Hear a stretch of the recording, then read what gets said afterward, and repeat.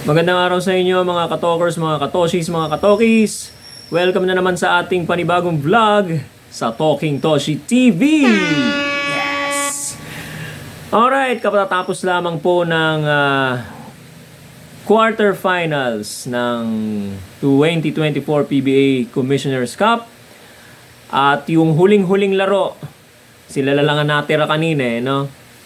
Sa laro sa pagitan ng laro sa pagitan ng Meralco Bolts at ng Phoenix Fuel Masters, no? Super LPG Fuel Masters. Ang nanaig po, walang iba kundi po ang Phoenix laban dito sa Meralco Bolts. Final score po natin 88-84. Muntikan pang masulot ng Meralco na naman. Okay, dahil for the majority of the game, no, first to third quarter, halos sa Phoenix ang nagdodomina, no? Humabula lang bigla ang the late third quarter at saka sa fourth quarter ang Meralco. Okay? Lumamang ng 18, 18 ang Phoenix, no?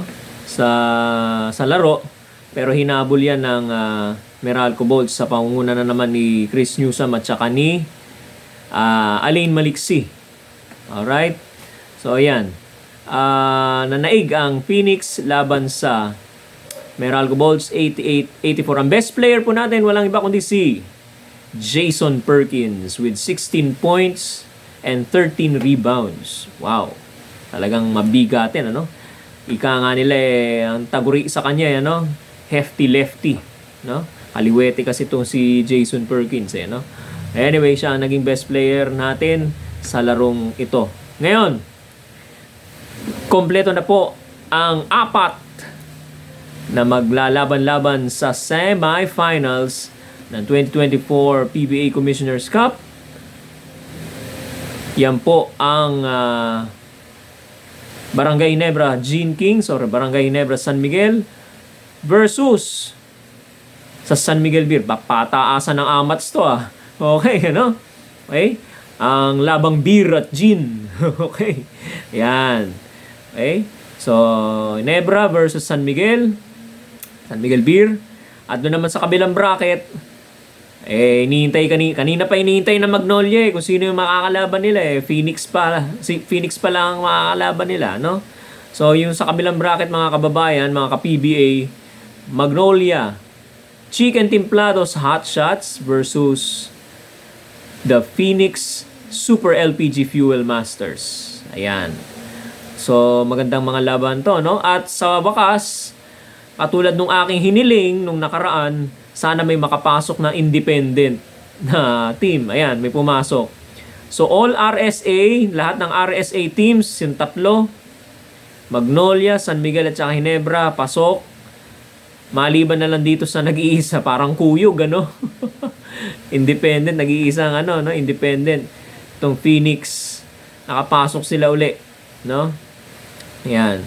Under the mentorship of Coach Jamaic Harim, no?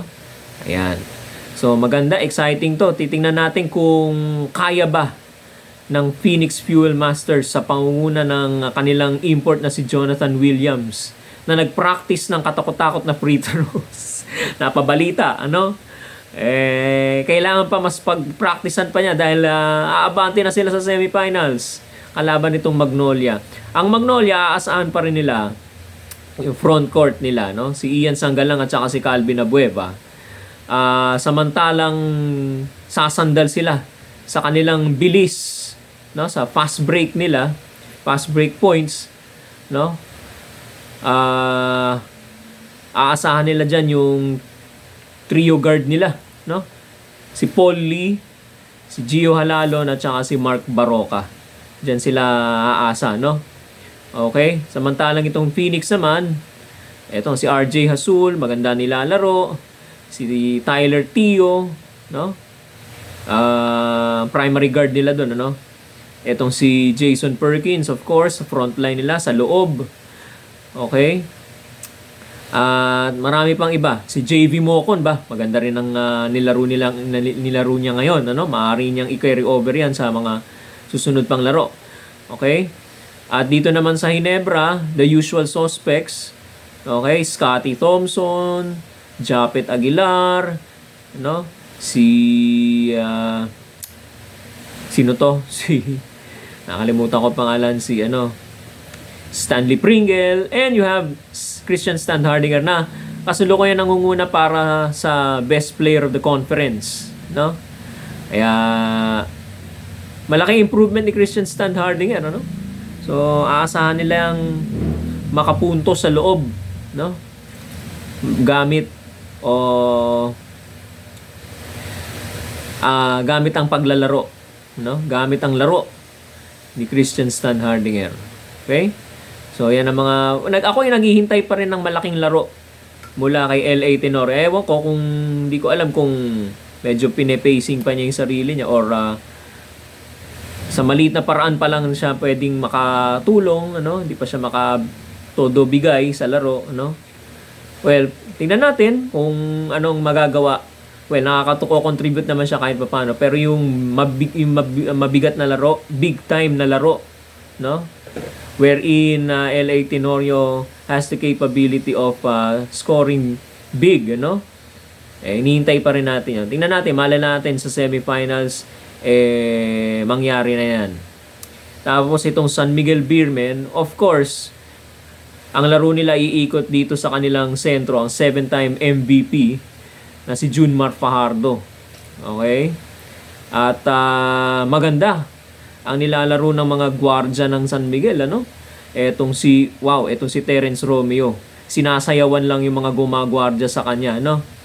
Tapos titirahan, pasok, no? At itong si Jericho Cruz, maganda rin nilalaro, ano? Yan, si Terence Romeo, si Jericho Cruz, si CJ Perez as the usual, no? At si Chris Ross, kung kailan kailangan ng tres, no? Doon siya nagdi-deliver, no? Hindi lang natin alam kung maglalaro na si Simon Enciso, no? Abang-abang lang natin ngayon.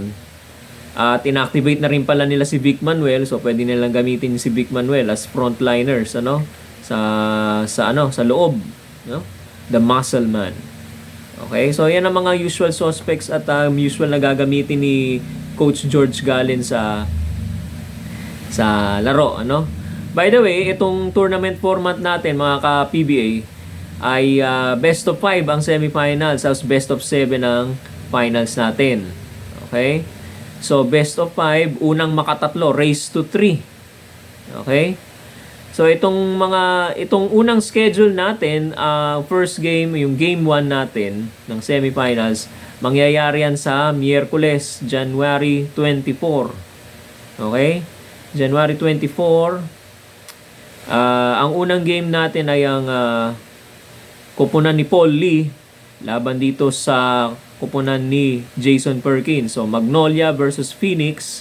Ating unang-unang game, alas 4 yan, ano? Alas 4 ng hapon. At ang susunod na game, sa prime time, alas 8 ng gabi. Walang iba kundi ang happy hour. Yun, alas 8 pala ang happy hour, ano? Sa Miyerkules, no?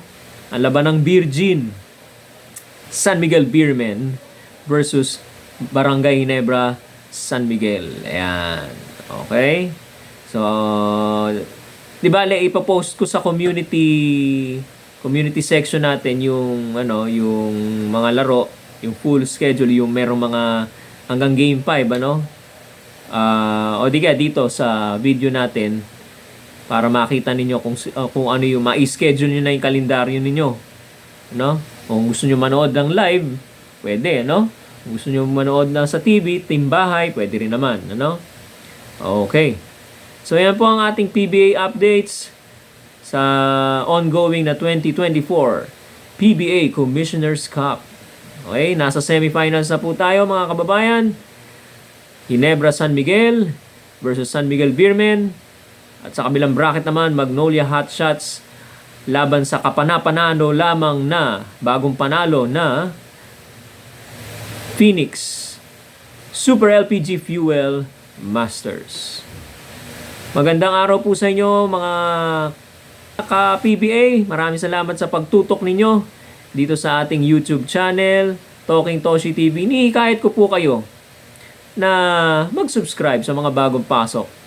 Anyayahan nyo po yung inyong mga kaibigan, mga katokers natin, mga katokis, mga katoshis na mag-subscribe sa ating YouTube channel. At ilike na rin nyo po ninyo itong video na ating idinideliver sa inyo, mga kababayan. Ingat po tayo mga kababayan. Salamat po sa pagtutok at panonood.